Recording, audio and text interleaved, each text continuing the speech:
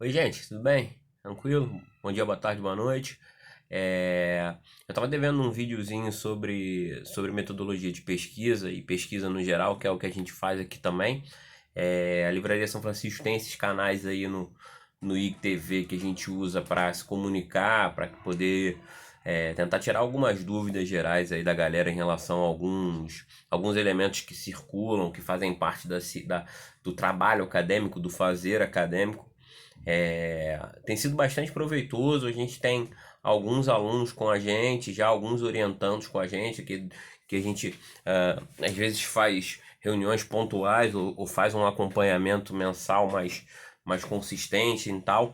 Esse é um serviço que a gente oferece aqui, um serviço que tem até crescido nesse momento difícil e delicado de quarentena, mas como os horários estão muito disponíveis, então a gente ainda tem horário para isso.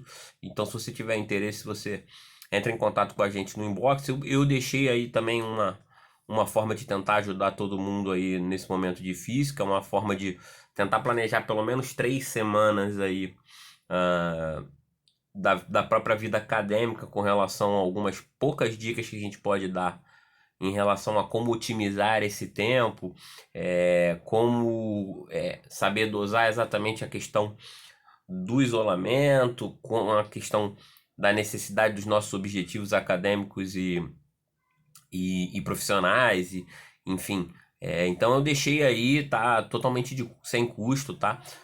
Você entra em contato com a gente via inbox e via inbox mesmo a gente faz durante esse período da quarentena um planejamento juntos, para mais ou menos 3 semanas do teu objetivo geral aí, tá? Com relação à academia ou alguma coisa. É bom pra gente usar esse tempo também para produzir, é bom usar esse tempo também é, pra gente poder conseguir crescer mais, né?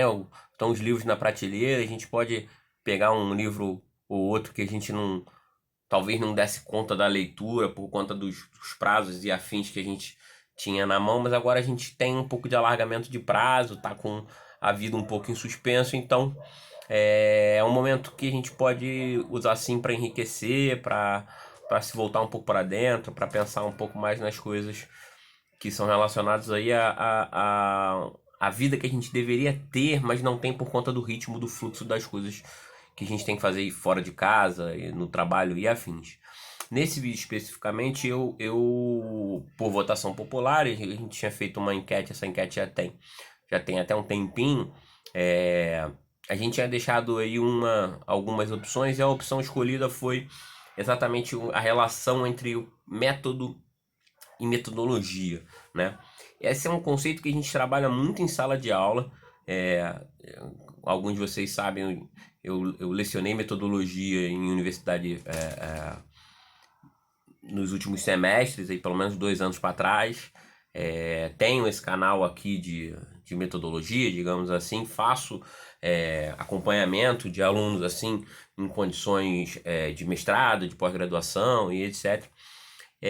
E aí, às vezes, jogo essas enquetes e nessa enquete trouxe aí a questão do método metodologia. Esse é um item que a gente aborda muito, tá?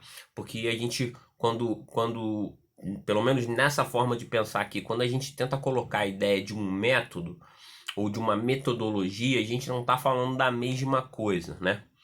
É, e aí, na verdade, a primeira grande divisão entre um método e uma metodologia é uma questão numérica, né?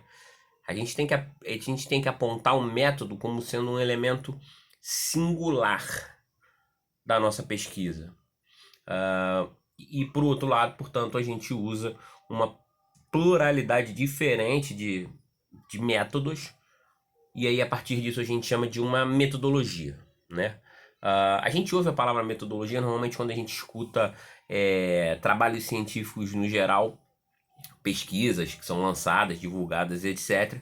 E não raro as perguntas são essas: mas qual é a metodologia?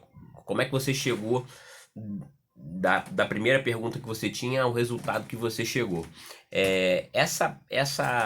Esse caminho, que é o que a gente chama aqui no método da gente de trajeto, ele é muito importante porque ele define de que forma a gente vai caminhar em direção ao objeto que a gente está investigando.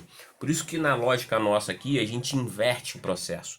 a gente coloca primeiro a ideia de trajeto e depois a ideia de projeto, de objeto, desculpa. Deixa eu reformular aqui para não ficar é, digamos, falho para ninguém.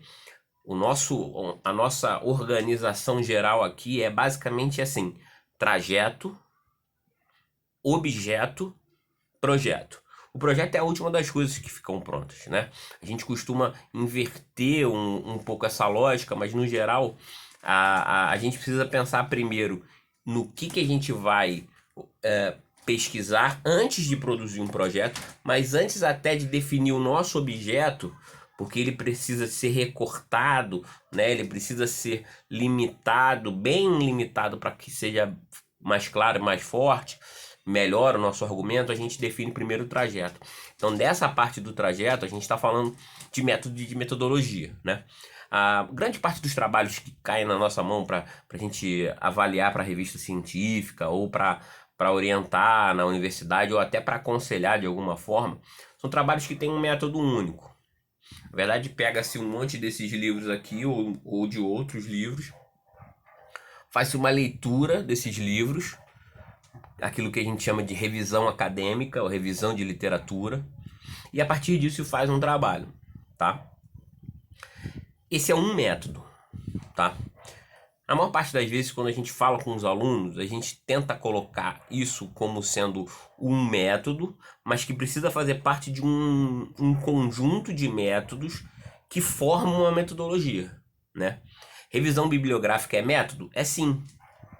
Ler os livros e conseguir entender a diferença entre os autores, etc. Show, é método. Revisão é metodologia, né?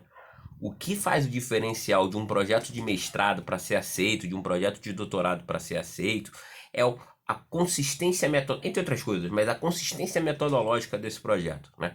E quando a maior parte de nós apresenta um projeto que visa somente leitura, ou leitura só de documento, ou leitura só de livros, de comentadores, etc., e não faz uma articulação entre esses métodos, na maior parte dos casos esses trabalhos são rejeitados, a não ser que o objeto seja muito, muito bem definido. Mas essa é uma relação entre objeto e método que a gente vai falar depois. No geral, as bancas elas percebem numa leitura de projeto que há uma maturidade no candidato quando ele apresenta um conceito metodológico mais complexo, né? Um conceito metodológico que engloba não só uma visão ou só uma maneira de abordar aquele determinado objeto, mas um conjunto de metodologias, né? Um conjunto metodológico que possa mostrar uma abordagem, dependendo do nível em que você está, que mostra uma determinada originalidade em relação àquele objeto. Porque a maior parte dos objetos, talvez exceto agora não com coronavírus e coisas assim, mas a maior parte dos objetos já foi de alguma maneira apreciado por alguém. O que traz a originalidade talvez seja não a maneira pela qual esse objeto é relido nos livros, nos comentadores, mas a maneira pela qual se pode abordar esse objeto de outras formas, com outros métodos. Formar, então, portanto, uma metodologia significa, na prática, reforçar a ideia de que o objeto pode ser abordado por outras perspectivas e essas outras perspectivas permitem talvez uma outra leitura e aí sim reside a ideia de originalidade. Então isso é importante, é isso que a gente diz, né? É isso que a gente diz em sala de aula quando a gente fala sobre artesanato intelectual, que é um conceito do Wright Mills, que é um sociólogo americano, que forjou essa ideia de artesanato intelectual muito pensando no trabalho manual, né? Que representa aí o fazer uma ciência, né? O fazer científico, ele pode ser basicamente uma leitura, mas em muitos casos a vida acadêmica meio que prende a gente nas paredes da própria universidade ou do lugar onde a gente produz e impede que a gente saia daqui para abordar o objeto de pesquisa de outras formas.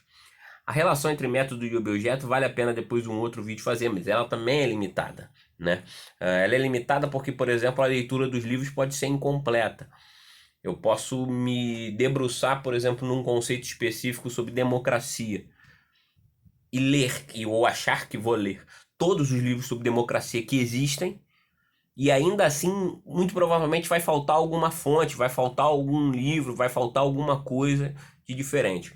Documentos também têm esses limites. Nem todos os documentos estão disponíveis, nem todos os documentos estão liberados a público, nem eu não tenho acesso a todos os livros, também não tenho acesso a todos os documentos. Não estou, por exemplo, quando faço uma pesquisa sobre um objeto que não está aqui próximo de mim, não estou ao alcance dos dados todos que existem.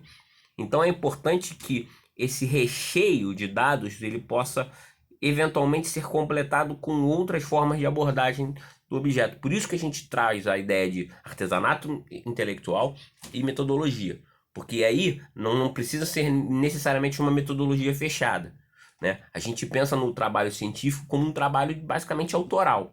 Ao ser autoral, significa que na prática o autor está dentro do trabalho. E a vivência e de alguma maneira o conjunto de ideias que fazem parte desse indivíduo, desse sujeito que agora é acadêmico, é pesquisador, elas podem ser inseridas dentro desse complexo metodológico, desse conjunto de métodos, que pode inclusive refletir visões de mundo que são às vezes marginalizadas, né?